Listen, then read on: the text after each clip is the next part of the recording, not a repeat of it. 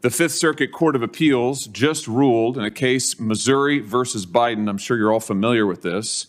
It's going to go down, I think, as a landmark case in the worst possible way in First Amendment law, because what the Court of Appeals found is that the White House, not just the federal government, but the White House, actively coerced every major social media platform in America. Let me say that again. Every major social media platform in America to ban speech that the White House did not like.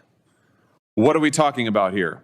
Well, we're talking about speech on the COVID-19 pandemic, speech on the 2022 congressional elections, speech related to mask mandates, speech related to vaccines.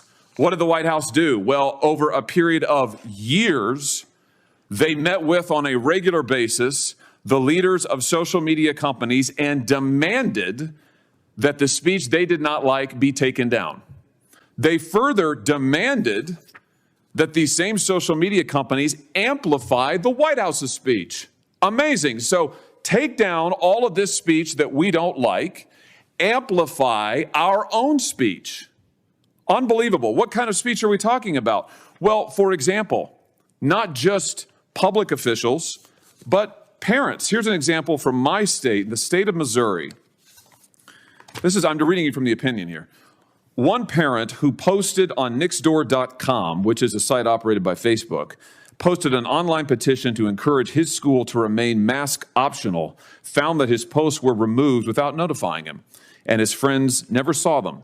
Another parent in the same school district who objected to mask mandates for school children responded to Dr. Fauci on Twitter and promptly received a warning from Twitter that his account would be banned if he did not delete the tweets criticizing Dr. Fauci's approach to mask mandates. These objections, amazingly, this censorship was taken at the direct behest of the federal government, the direct behest of the Biden administration.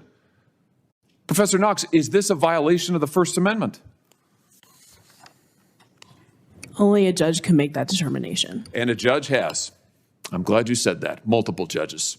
The district court, federal district court, said there was a direct First Amendment violation. Court of Appeals unanimously, 3-judge panel, unanimously said direct First Amendment violation.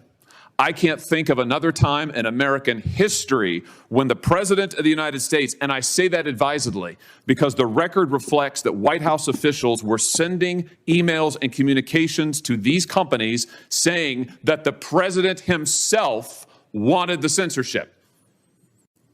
So you've got the government doing exactly what Professor Knox said is not permitted under the First Amendment, directly coercing the speech of private parties, and not just one or two authors, but parents all across the country. Unprecedented in the history of this nation. So I'm glad we're having this hearing today. I hope that we will have more like it to expose the censorship happening at the highest levels of our government. Mr. Chairman, I'd ask that this opinion, this judgment by the Fifth Circuit, Missouri versus Biden, be entered into the record in full. Without objection. I will leave it there. I know there are other Senator Kennedys here who want to ask questions, but I just want to say for the record that this kind of censorship is un-American, it is unconstitutional, and I hope it will go down as a sad chapter in American history that we can close here and now. Thank you, Mr. Chairman. Thank you, Senator.